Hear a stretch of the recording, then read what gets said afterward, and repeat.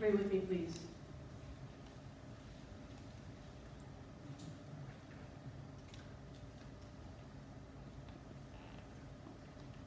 God, it is the desire of our hearts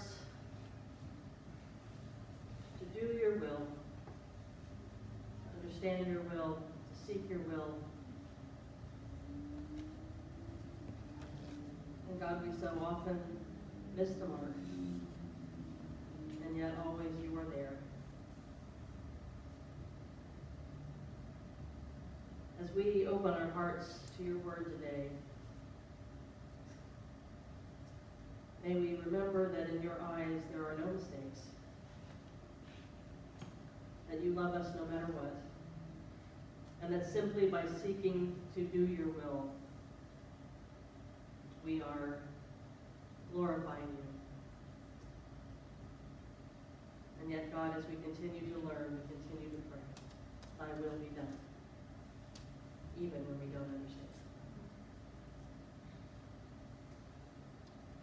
God, as we learn now, we ask that your Holy Spirit would guide us completely.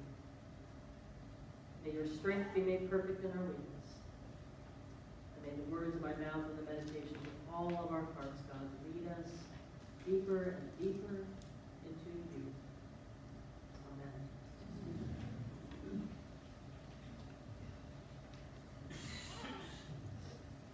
So we are in a sermon series right now that we often do in the summer called Sermons by Request.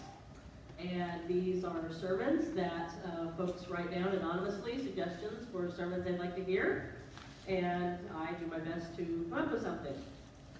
And it's always interesting because I don't always quite know what people are looking for.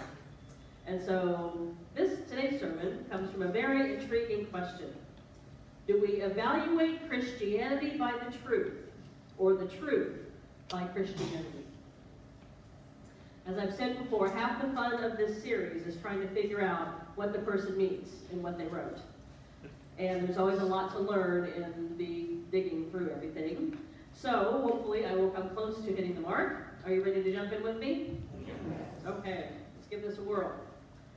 Do we evaluate Christianity by the truth, or truth by Christianity? Well, at the core of this question, we got to start here, is the word truth. And it's why I chose this passage from the Gospel of John, chapter 18, where Jesus is standing before Pilate. Usually this is a passage we only hear during Holy Week on Good Friday. And Pilate says, so, you're a king. That's what I hear from people. And Jesus answers, you say that I am a king. For this I was born, and for this I came into the world, to testify to the truth. Everyone, Jesus says, everyone who belongs to the truth listens to my voice. And Pilate replies, meh, what is truth? We might not ask with quite that tone. One theologian I read this week said they could sort of hear the cynical 2-pack-a-day voice of Pilate going, what is the truth? We might not ask with the same cynicism, and hopefully not with the same nicotine habit. But still, who among us hasn't been plagued by the question, what is the truth, really? Especially when we're sort of bombarded with headlines and tweets that we are being driven to believe fake truth in this day and age. It's the kind of question, this question, what is truth? It's the kind of question preachers don't like because there's no easy answer. One preacher that I read this week was thinking about this question, and they were caught up in a phone call from a friend in Georgia. The friend called and said she was having a really bad day. She had just spent $200 for a custom-made bra, only to have it sucked up inadvertently by the vacuum cleaner. It wasn't me. Yeah, definitely not. She said that was right after the plumbing sprung a leak and the dog threw up her son's retainer. She said, my life is too complicated. I need my faith questions to have simple answers. And the preacher thought, well, good luck with that, is all I can think of to say. But we still have to start with this reality, this question, what is truth? It's a really important faith question, but there are no simple answers. Although I was taught over and over again growing up, well, there's lots of simple answers. Just believe exactly what we tell you and don't ever ask any questions. None. Maybe Pilate realized there were no simple answers. Maybe he decided it was easier just to walk out and order Jesus' crucifixion than it was to wait for an answer from Jesus, and that's exactly what he did. As humans, we tend to be like that, don't we? It's just easier to kill something, or end it, or slap it down, or belittle it, or ignore it, or ridicule things that we don't understand, questions that we can't answer, things that make us feel powerless, or confused, or vulnerable, or afraid. Another pastor I read this week was very disturbed when a congregant came to him and said, "We have no question marks." And he thought, oh my gosh, someone in my congregation thinks it's okay to never have any questions? And that it's not okay to question? What does he mean we don't have any question marks? And he started to launch into this big theological discussion, and the congregant said, no, we don't have any question marks. I'm putting up the marquee outside, and I need a question mark. There's no question marks. Ron can understand that one. He comes to me, Lea, we don't have any semicolons. Wouldn't it be great if we just didn't have any question marks when it comes to life? No question marks about our faith. We just always knew things exactly. We always knew exactly the will of God. We knew exactly what to believe. We knew exactly what to do. But it doesn't work that way, does it? And along with this hard question, what is truth? Then there's the one that our sermon by request person wrote. Do we evaluate Christianity by whatever truth is? I'm not entirely sure I know exactly what the person's asking, but it certainly made me think a lot. And unfortunately, it only made me think about more questions. Is Christianity true? If it is it the only truth? A lot of people believe that. If it isn't, is there a bigger, better truth out there, and where can we find it? Is there another truth we should be following instead? Which brings us full circle back to Pilate. What is truth? Because if we don't know what the truth is, how can we evaluate Christianity by it? And if we do know what it is, should we use it to evaluate Christianity? Am I making you dizzy yet? If I am, that's a good thing, because these are dizzying questions, because life is a dizzying reality, is it not? Especially these days. But I really, really hate being dizzy. So let's find some theological Dramamine, shall we? Some solid ground to stand on under our feet. Let's start with this. There is no one answer to Pilate's question, what is truth? Truth is subjective. Amen? It has been said, we do not see the world as it is, we see the world as we are. In other words, truth is what each and every one of us perceives it to be. This is why it becomes a potentially very dangerous question when humanity seeks answers about what is the truth about God. Because we each perceive God differently because we perceive God based on our own experience. Which is why it's very dangerous to have absolutes in religious belief. Because as human beings, we so easily make God in our image. Right? One of the most divisive topics in Christianity, even in MCC, is the issue of inclusive language. Should we refer to God with feminine pronouns as well as masculine pronouns? Is God male? Is God female? Is God any gender at all?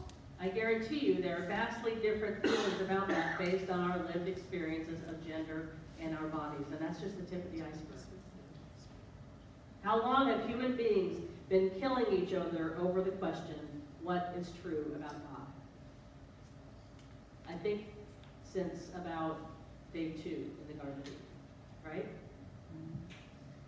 But here's the truth, and this one really is a truth. God is a mystery, not a puzzle to be figured out. We can't ask the right questions and get to the right answers and know God. God is a mystery. A puzzle is a question with an answer, like what's the square root of 49? Yeah, that. A mystery is a question is that once you get to the answer, you have 100 more questions. A mystery is like the face of someone you love. The more you look at it, the more you want to look at it, the more you want to know them. That is the mystery that is God. Barbara Brown Taylor, who I have not quoted in quite a while, I might add, she says, to know that we do not know is the beginning of wisdom. To know that we do not know is the beginning of wisdom. Here's a little more solid ground for our feet. Whenever we ask questions involving the truth,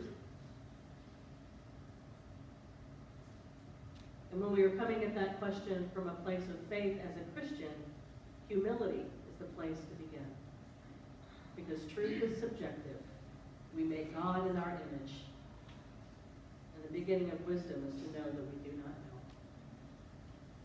Now you might be saying to yourself, well, John's gospel says that Jesus says, I am the way, I am the truth, I am the life, and nobody gets to God except through me. Christians love to quote that one. That Christianity is the only path to God. But they forget the context in which the Gospel of John was written. The Gospel of John was written after Rome utterly obliterated Jerusalem and the temple. So if you were seeking a way through your life, you had only two options. One was the way of Rome, which was violence, worshiping the emperor, worshiping imperialism and domination, or it was following Judaism, which had been shaken to its core because of the destruction of the temple.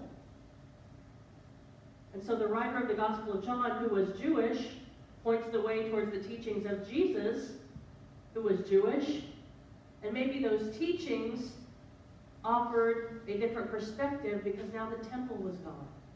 And so it was a new option. And out of that context, Jesus said, I am the way, the truth, and the life.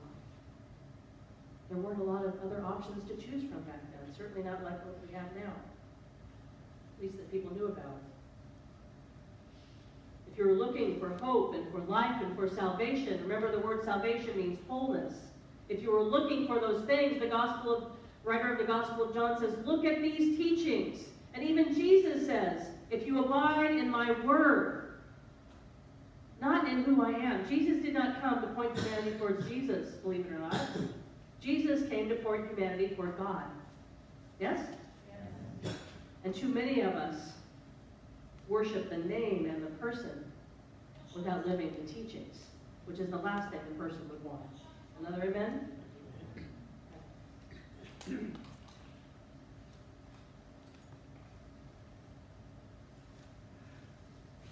In the end, this is the only truth that matters.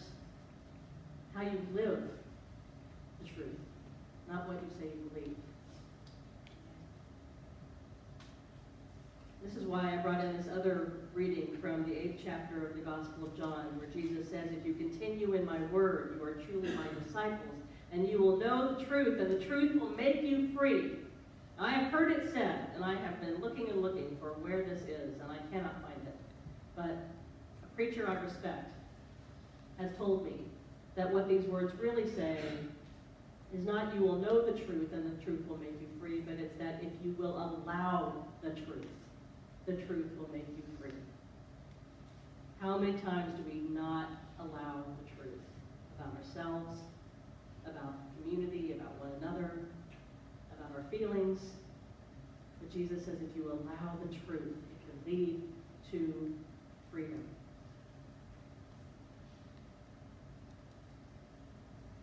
Either Christianity is the only truth, or there is truth, and Christianity may or may not be a part of that. This conundrum is why we get so tied up, I think, about the Bible. There are truths about the Bible that we don't want to allow. Have you ever noticed, if you look at the Gospels are full of conflicting stories. The Christmas story alone, the story in Matthew, is utterly different from the story in Luke. And in fact, they contradict each other. There's lots of contradictions. So does that mean that Christianity isn't true? Does that mean the Bible isn't true? I was taught growing up that if every single thing in this book was not exactly how it happened and what it said, then nothing was true. Nothing was was true. Nothing about what Jesus taught was true. Nothing about anything about Christianity was true. If it wasn't exactly like it is in the Bible. So then if you start to question, you get in trouble really quick, as I soon learned. But what if you just allow the truth that, yeah, the Bible's full of contradictions? Full of stuff that doesn't make sense. Full of sometimes some pretty shocking things. What if you allow that truth? The freedom you can get to is that there's truth in the Bible, no matter what. There's truth in Buddhist teachings. There's truth in Islam. There's truth in Judaism. And they all share the bigger truth, which can pretty much be summed up in the Golden Rule. To love God and love your neighbor as yourself. That is the big truth to evaluate everything by. If we allow that truth, we don't have to get so tied up with evaluating Christianity by the truth, or truth by Christianity, or truth by the Bible, or the Bible by truth. The big truth is loving your neighbor as yourself. So often, when we look at truth, Christianity, truth, it can come from a place of, well, things are all black or they're white, because that's how things are. But I don't know about you, I find very little of life to be black and white. For me, life is really gray. Lots and lots and lots of gray. So much gray sometimes it's hard to see. It's like this thick, impenetrable fog that's hard to get through. And we're desperately seeking the beam from a lighthouse somehow, somewhere that will help us make it to safe shores about what we're supposed to believe or what we're supposed to do, or are we okay with God? Can we love that person? Is that faith okay? We look for this beam of light to point us in the right direction. Where do we find it? Where do we find that lighthouse that can never be dimmed? Well, in closing, I'm going to venture to guess that Jesus can point us toward the way. Because there is a story at the beginning of the Gospel of John chapter 8. And that story at the beginning of this chapter leads that chapter, and then later on we go on to the part about you shall know the truth, and the truth shall make you free. But the chapter begins with a story that Jesus was in the temple. Imagine it, if you will. Channel my inner Sophia. Picture it. Sanctuary 2018. Jesus is here, and he's teaching. And all of a sudden, all these clergy folk from around the county come bursting in the doors, and right there, they throw a woman caught in the very act of adultery. She didn't even have time to put on any clothes. I love this story.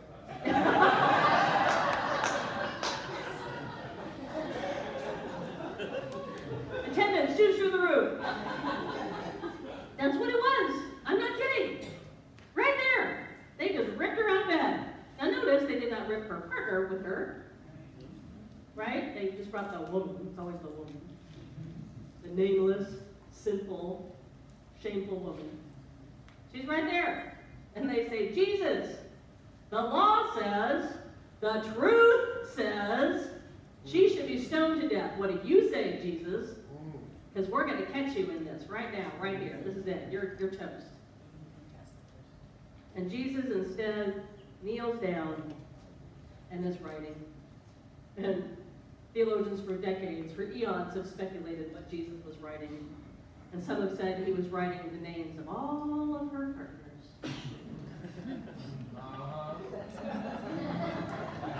Attendance plummets. All of them. And Jesus reaches out and he says, okay, no problem. Who among you without sin? Let that person cast the first stone. Oh, that's me. And of course, one by one, those clergy folk go back to their churches and leave us alone. Jesus came to point us toward God and the love of God and the grace and the compassion and the kindness of God. That is the truth, the way, and the life. don't think Jesus gives a rip if you call yourself a Christian, or an agnostic, or a Jew, or a Muslim, or a Buddhist, or a not sure, or a queer, or a trans person, a Republican, Democrat. What Jesus cares about is how you would treat that woman.